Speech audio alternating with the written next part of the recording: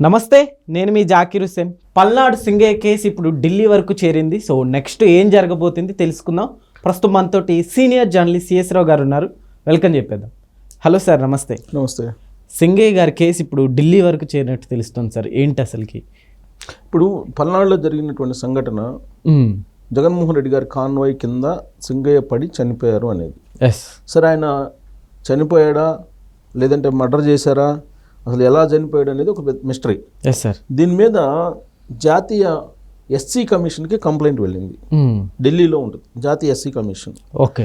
So అక్కడికి complaint వెళ్ళింది. ఎందుకంటే ఈయన ఎస్సీ సామాజిక వర్గం.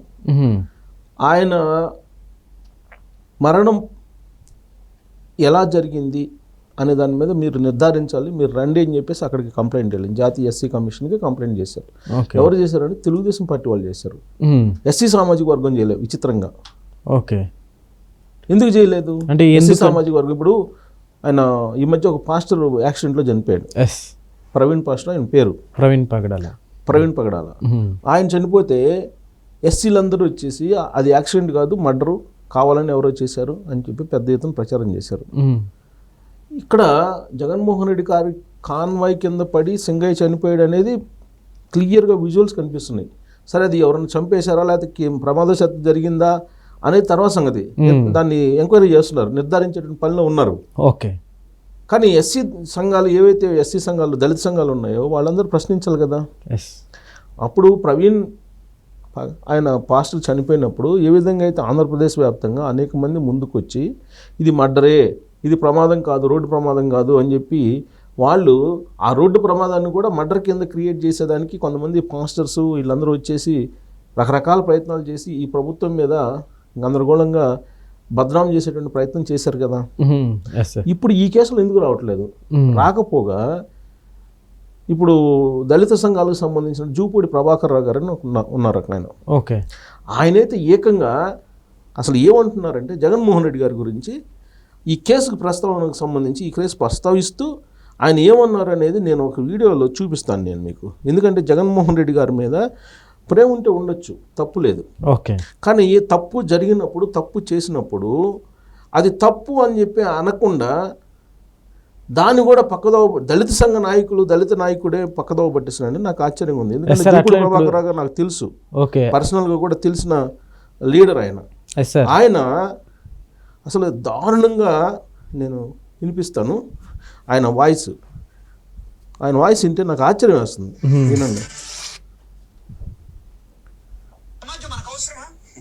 ఇది చూడండి, అతను ముఖం చూడండి. జగన్మోహన్ రెడ్డి గారి మొత్తం ఏ రోజైనా 6 గంటలు నిద్రపోయేలా కనపడతాడా? పీక్కుపోయిన ముఖం కనపడుతుంది జగన్మోహన్ రెడ్డి. తిరిగి తిరిగి తిరిగి వీళ్ళు మాత్రం హెలికాప్టర్లో తిరుగుతారు, కారులో తిరుగుతారు, ఒక్కొక్కడికి రకరకాల తిరుగుతారు. అతను ప్రజల మధ్య నలిగిపోయి ఉన్నటువంటి ఒక వ్యక్తి. అందిన 5 సంవత్సరాల్లో చేసిన పరిపాలన 2,75,000 కోట్ల రూపాయలు ఈ రాష్ట్రంలో పేదలకి. సార్, అది 2,75,000 కోట్ల రూపాయలు ఈ రాష్ట్రంలో ఉండే పేదలకి ఆయన పంచితే ఆయన పీక్కుపోయినట్టు ముఖంతో తిరుగు. ఆయనకి అండగా ఈరోజు పేదలండి. ఆయనకి మానవత్వం లేదంటారా? ఎవరికుందండి మానవత్వం? చూపించండి ఒకసారి. మాట్లాడుకోవచ్చు వంద. అది అంటే ఇక్కడ మానవత్వం నాయకులు కూడా జగన్మోహన్ రెడ్డి గారికి ఇంకా చూసే విధానం ఏంటి అంటే జగన్మోహన్ రెడ్డి గారిని కూడా ఇంట్లో నుంచి లాక్కెళ్తారా? నువ్వు ఆ రోజు కారులో ఉన్నావని. ఈ రాష్ట్రంలో ప్రజలు మాట్లాడుకోవచ్చు, మాట్లాడమని నేను అడుగుతా ఉన్నాను. ప్రజల్ని నోరు తెరవమని అడుగుతా ఉన్నాను. ప్రజాస్వామ్యం బతకడం కోసం, డాక్టర్ బాబాసాహెబ్ అంబేద్కర్ ఇచ్చిన రాజ్యాంగాన్ని నిలబెట్టుకోవడం కోసం మీరు దయచేసి మానవత్వం పేరుతోటి మనుషుల్ని, మానవత్వం ఉన్న వాళ్ళని చంపొద్దు సార్. మీ గొంతుని అలానే ఉంచండి. సో ఇలాంటి సంఘటనలు జరుగుతూనే ఉంటాయి. మానవత్వంతో జగన్మోహన్ రెడ్డి గారు వ్యవహరించలేదంటారా? పల్నాడు సంఘటనలో సింగయ్యని తొక్కించినటువంటి దాంట్లో మానవత్వంతో వ్యవహరించలేదంటారా? 2,75,000 కోట్ల రూపాయలు పేదలకు ఇస్తే అని చెప్పి ఆయన ఏడుస్తున్నాడు ఛానల్లో. ఎవరైనా జూపూడి ప్రభాకర్ రావు గారు. ఆయన దళిత నాయకుడు. ఈ దళిత నాయకుడు నాకు కూడా తెలుసు, పరిచయం. ఈయన వైఎస్ఆర్ కాంగ్రెస్ పార్టీ నుంచి తెలుగుదేశం పార్టీలోకి వస్తే తెలుగుదేశం పార్టీలో ఎమ్మెల్సీ ఇచ్చి ఆయన గౌరవించి పదవులు ఇచ్చారు తెలుగుదేశం పార్టీ. వైఎస్ఆర్ కాంగ్రెస్ పార్టీలో ఉన్నప్పుడేమో చంద్రబాబు నాయుడు గారిని అసలు శారీరక నిర్మాణం దగ్గర నుంచి ఆయనకు ఉండేటువంటి కొన్ని అనారోగ్య సమస్యల గురించి కూడా మాట్లాడే వ్యక్తిత్వ హననం చేసినటువంటి నాయకుడు ఈయన జూబూడి ప్రభాకర్ గారు. ఈయనంటే నాకు గౌరవం. ఎందుకంటే దళితుల్లో చదువుకొని ఉన్నత స్థానాలకి ఎదిగినటువంటి అతను కష్టపడి. కానీ ఆయన ఇవాళ ఆ విధంగా మాట్లాడుతుంటే నాకు ఆయన మీద ఉండేటువంటి గౌరవం పలచబడుతుంది. ఎందుకనంటే దళిత నాయకులు ఎవరైతే ఉన్నారో ఒక దళితుడికి అన్యాయం జరిగినప్పుడు, పోరాడలేనప్పుడు, గొంతు విప్పలేనప్పుడు ఆ దళితులు తిరగబడతారు. ఆయన ప్రశ్నించకపోగా పల్నాడు సంఘటనని జగన్మోహన్ రెడ్డి గారిని కారులో ఉన్నంత మాత్రాన మీరు కేసు బుక్ చేస్తారా, మానవత్వం లేనటువంటి నాయకుడిగా మీరు చూస్తారా అని చెప్పి ఆయన మాట్లాడారు. సరే, నాకు ఆయన మాటలు అర్థమవుతుంది. ఆయన ఆ పార్టీలో ఉన్నప్పుడు ఆయన తెలుగుదేశం పార్టీ నుంచి మళ్ళీ వైఎస్ఆర్ కాంగ్రెస్ పార్టీకి వెళ్ళారు ఎలక్షన్ ముందు.